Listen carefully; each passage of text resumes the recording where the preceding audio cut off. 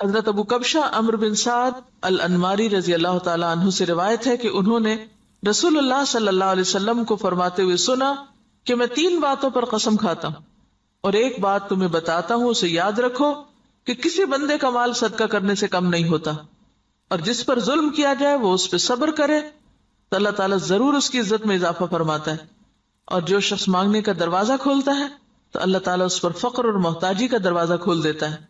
اور ایک بات میں تمہیں بتاتا ہوں، پس اسے یاد رکھو۔ دنیا میں 4 قسم کے لوگ ہیں۔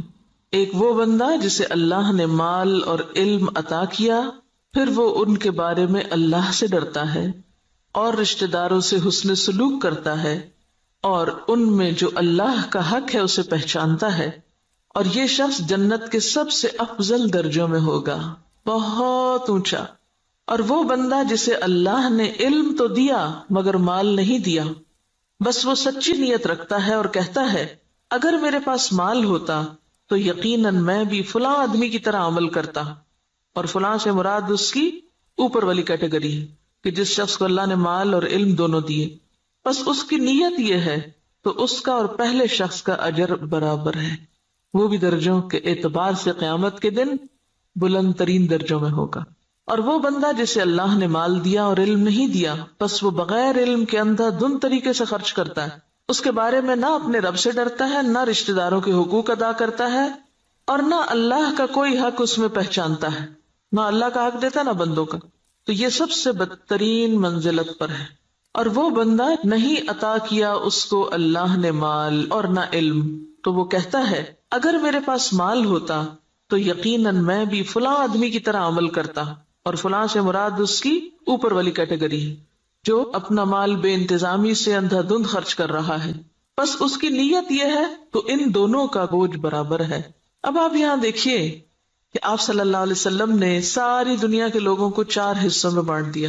ایک وہ جس کے پاس مال بھی ہے اور علم بھی ہے، اور جس کو اللہ یہ 2 نعمتیں دے دے اس کی خوش قسمتی کا تو کیا ٹھکانا۔ وہ کیا کرتا ہے؟ مال کو اپنے علم کے ساتھ ایسی ایسی جگہوں پہ خرچ کرتا ہے جہاں سے وہ بہترین فائدے اٹھاتا ہے، یعنی درجہ یا اس کا اجر اور ثواب بہترین پاتا ہے۔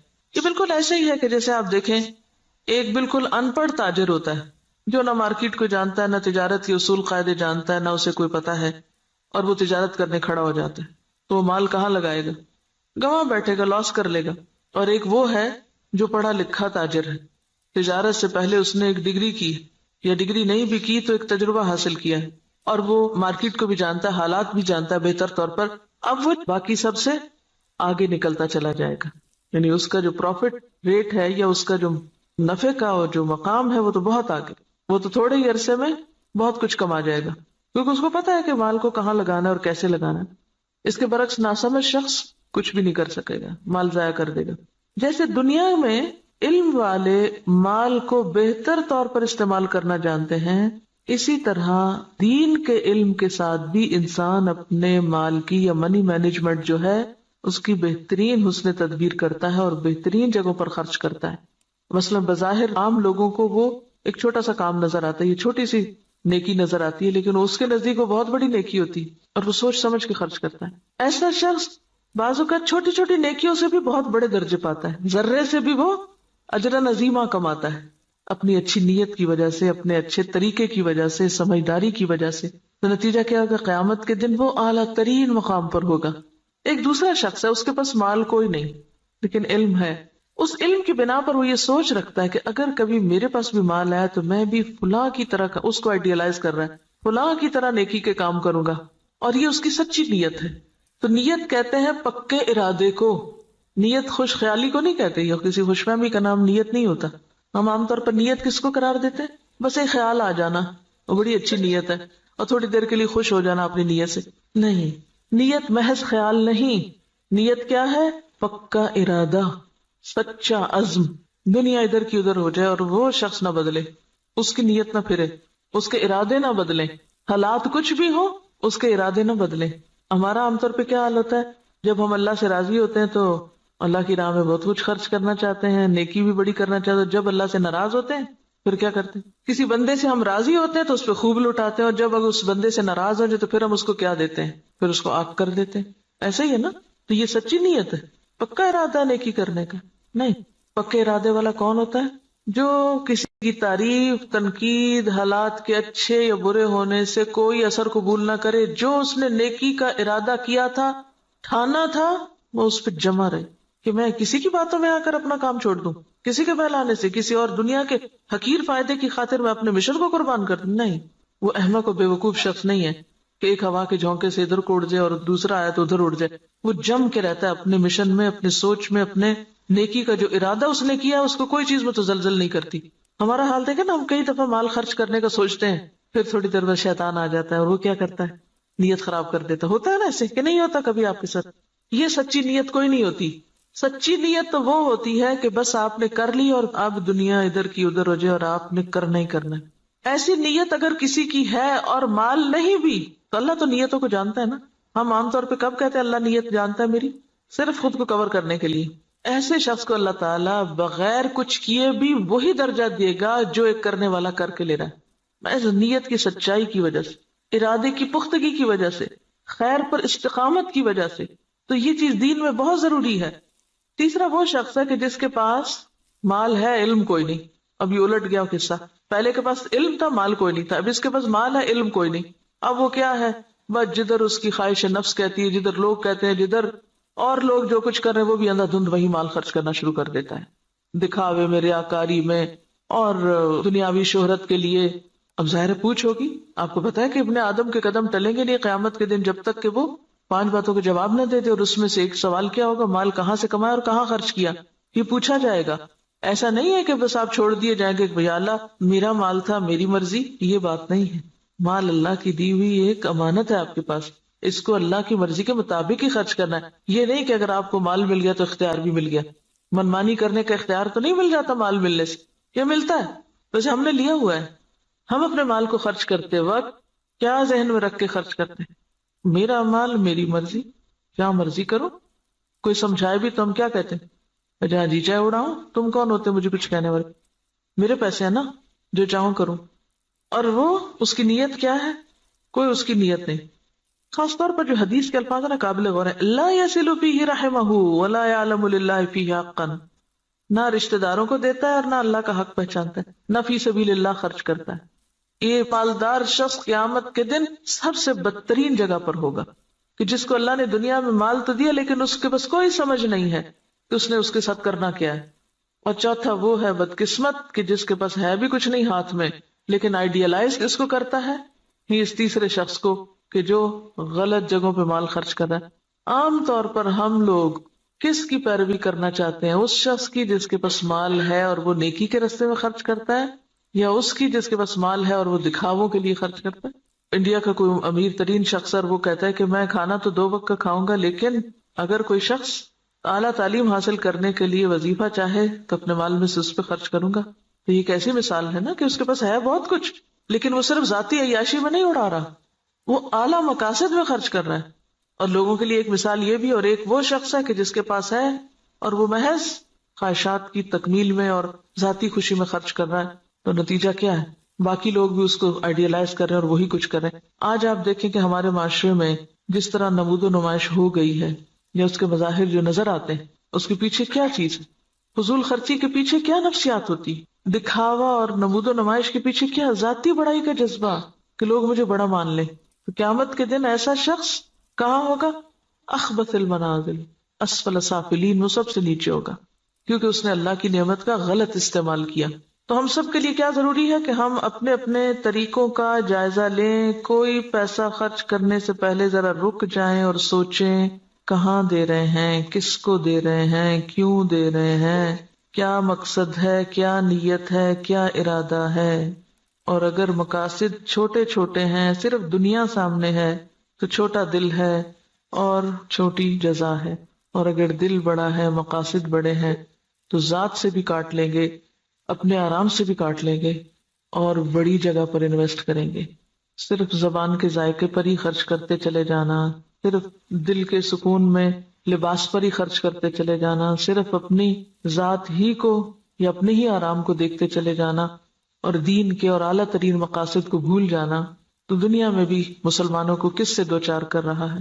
اب دیکھیے، ہم نے بہت اس پر پہلے بھی بات کی تھی کہ کہ ترقی یافتہ قومیں، آپ کو پتا 40% تک ٹیکس ہوتا ہے ان کا، 40 بازوں کا 60% بھی ٹیکس ہوتا ہے، کہ آپ نے 100 روپے کمایا 60 روپے دے دیجئے گورنمنٹ کو، وہ آپ کے لیے سڑکیں بنائے، اسپتال بنائے، ریسرچ سینٹر قائم کرے تاکہ قوم ترقی کرے۔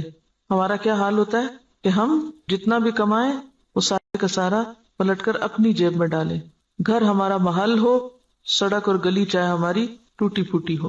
اسی وجہ سے ہم اس حال میں ہیں کہ ہم بڑے مقاصد میں خرچ نہیں کر سکتے، اپنی ذات کے لیے اور اپنے ہی لیے، اور پھر اپنے اوپر خرچ کرنے کے لیے ایسے ایسے طریقے اختیار کرتے ہیں کہ جس سے اجتماعی فائدہ پیچھے چلا جاتا ہے۔ اب دیکھیے کہ ایک قطرہ جب دریا میں ملتا ہے تو کیا ہو جاتا ہے، وہ کیا کہلاتا ہے، دریا کہلاتا ہے، اور جب وہ صرف قطرہ رہتا ہے تو وہ اپنی انفرادیت بھی کھو دیتا ہے، اپنی آئیڈینٹی بھی ختم کر دیتا ہے۔ اگر ہم صرف اپنی ذات کو نمایاں کرتے رہے تو ختم ہو کے رہ جائیں گے، اور اگر ہم نے یہ سب کچھ اچھے مقاصد کے لیے اپنے آپ کو بھی اور اپنے مال اور اپنے اوقات کو بھی لگایا تو پھر اعلیٰ ترین منازل پا سکتے ہیں۔ یہاں جو بات یاد رکھنے کی ہے، بظاہر تو حدیث بالکل واضح ہے، مطلب صاف ہے، سمجھ میں آنے والا ہے، لیکن عملی طور پہ کیا کرنا ہے؟ ہر شخص اپنے اوپر کچھ نہ کچھ صدقہ لازم کرے، کچھ نہ کچھ کسی کو ضرور دیں، چھوٹا ہو یا بڑا، اور دے کے تجربہ کریں کہ یہ بات کس قدر سچی ہے۔ آپ دیں کمی نہیں ہوگی، اس سے زیادہ آئے گا۔ نمبر 2، سوچیں کس نے آپ پر کوئی ظلم یا زیادتی کی، نہیں یاد آ رہا تو ذرا غور سے یہ ذرا ذہن پہ زور ڈالیں۔ میرا نہیں خیال زور ڈالنے کی ضرورت، ایسی باتیں تو ہمیں ہر وقت یاد رہتی، کس نے میرے ساتھ کیا زیادتی کی ہوئی، سوچیں کس نے میرے ساتھ کیا ظلم کیا اور میں نے اب تک اس کو معاف نہیں کیا، ان سب کو آج معاف کر دیں، اور اپنے دل سے ان ظلم و زیادتی کے باتوں کو نکال کے دروازہ بند کر دیں، صاف کر دیں، صفائی کر دیں دل کی۔ معاف کرنے کا سب سے بڑا فائدہ صرف انسان کو خود ہوتا ہے، اپنا دل اطمینان میں آ جائے گا، اچھا کوئی بات نہیں، وہ بھی انسان ہے نا، پتہ نہیں اس کی کیا کیا مجبوریاں، اس کو کیا کیا کمی ہے، اس پہ کیا ظلم و زیادتی زندگی میں ہوئی، اس کو کیا کیا محرومی ہوئی، اس کو معلوم نہیں کیسا ماحول ملا، تو اس کو معاف کر دیں۔ اس کا کہاں سے پتا چلے گا کہ آپ نے معاف کیا؟ آج کے بعد ان باتوں کو زبان پہ نہیں لانا، چھیڑنا نہیں، ذکر نہیں کرنا، ورنہ ہوتا کیا ہے، جب کوئی آپ کو مزید پھر دوبارہ زیادتی کرتا ہے تو آپ جس چیز کو معاف کر چکے تھے اس کو بھی ساتھ جمع کر لیتے ہیں، اگلی زیادتی تو اگلی ہے، پچھلی بھی ساری لے آتے ہیں واپس۔ کڑوی باتیں نہیں دہرانی، منہ کڑوا ہو جاتا ہے، صبر برداشت، پی جائیں۔ یہ صرف آپ کی سوچ کی بات ہے، آپ سوچیں کہ میں نے کر دی، اور آپ دیکھیں کہ اللہ آپ کی مدد کرے گا اور ہو جائے گا، کیونکہ میں نے بارہا اس کا تجربہ کیا ہے، بارہا، اور اتنا فائدہ ہوا ہے، میں تو یہ کہتی اللہ میرے حافظے سے بھی نکال دے، میرے پاس وقت نہیں ہے ان باتوں کو یاد کرنے کا۔ اور جو زیادتی کرے اس کے ساتھ احسان، وہ بے رخی کرے آپ اس کے پاس چلے جائیں، ہے مشکل، لیکن نبی صلی اللہ علیہ وسلم نے قسم کھا کے یہ بات فرمائی ہے، اگر آپ کو واقعی آپ کی قسم پر اعتبار ہے، آپ یہ سوچیے مجھے اپنے پیغمبر کی قسم کا اعتبار ہے، اللہ میری عزت میں ضرور اضافہ کرے گا اگر میں دوسرے کو معاف کر دوں گا۔ اور یہاں صرف معاف نہیں کرنے کی بات بلکہ صبر علیہا، کیونکہ جب تک صبر نہ ہو، برداشت نہ ہو، معاف نہیں ہو سکتا۔ معاف کرنے کے لیے اسے پینا پڑتا ہے، جیسے دوائی کا کڑوا گھونٹ پیا جاتا ہے، اور اگر آپ یہ نہیں کر سکتے نا، پھر اپنی معافی کی بھی توقع کم کر دیں۔ آپ اگر دوسروں کو نہیں معاف کر سکتے تو مت پھر امید رکھیں کہ آپ کو معاف کیا جائے۔ اگر آپ واقعی چاہتے ہیں کہ اللہ آپ کی عزت میں اضافہ کرے، کیونکہ سارے کام تو آپ اپنی عزت ہی بڑھانے کے لیے کر رہے ہوتے ہیں لیکن الٹے کر رہے ہوتے ہیں، تو جو نسخہ نبی صلی اللہ علیہ وسلم نے بتایا ہے اس کو عمل کر کے ایک دفعہ دیکھیں۔ ہے حوصلے کی بات لیکن کر سکتے ہیں، ایسا نہیں کہ کیا نہیں جا سکتا۔ اگر آپ اپنی جان کے دشمنوں کو معاف کر سکتے ہیں، حمزہ کے قاتل وحشی کو معاف کر سکتے ہیں، ابو سفیان کی بیوی کو معاف کر سکتے ہیں، ہند کو معاف کر سکتے ہیں، کوئی بدلہ نہیں لیتے، کوئی انتقام نہیں لیتے، کوئی جرمانہ نہیں لیتے، تو وہی لوگ تو پھر آگے جا کے دین کی خدمت اور دین کی عزت کا ذریعہ بنتے ہیں۔ یہ عمل کا وقت ہے۔ اور تیسری چیز، لوگوں سے توقع ہٹا دیں، لوگوں کے سامنے ہاتھ نہ پھیلائیں، لوگوں کا بھروسہ چھوڑ کے اللہ پہ بھروسہ کریں، اللہ کی طرف توجہ کریں، کیونکہ جب انسان لوگوں کے سامنے ہاتھ پھیلانے لگتا ہے، لوگوں پہ توقع رکھنے لگتا ہے، تو نتیجہ کیا نکلتا ہے؟ صرف مایوسی ہوتی، صرف حسرتیں ہی جنم لیتی، لوگوں سے استغنا برتے ہیں۔ کسی شخص کے بارے میں اگر آپ کا علم یقین کی حد تک بھی ہونا کہ یہ شخص میرے لیے برا سوچتا ہے، آپ اچھا سلوک شروع کر دیں، آپ کا حسن اخلاق اس کا ذہن آپ کے بارے میں ضرور بدلے گا۔ لیکن اگر آپ دوسری طرح معاملہ کرتے رہیں، دو چار تانے دے کے، دو چار پچھلی باتیں یاد کرا کے، شکوے شکایتیں کر کے، سوال پیدا نہیں ہوتا کہ خود بھی راحت پائیں اور دوسرے بھی آپ سے پائیں، اور آپ ان انعامات کو پا سکیں جو اللہ نے صرف ان قربانی کرنے والوں کے ہی لیے لکھے. پہلے حدیث میں مال کا صدقہ ہے، دوسری حدیث میں عزت کا صدقہ ہے، نفس کا صدقہ ہے. مال کا صدقہ پھر آسان ہے، عزت کا صدقہ مشکل. لیکن جو جھکے گا وہی بلند ہو سکے گا، اکڑنے والا کبھی بلند نہیں ہو سکتا. انک لن تخرق الارض ولن تبلغ الجبال طولا. سبحانک اللہم وبحمدک نشہد ان لا الہ الا انت نستغفرک ونتوب الیک. السلام علیکم ورحمۃ اللہ وبرکاتہ.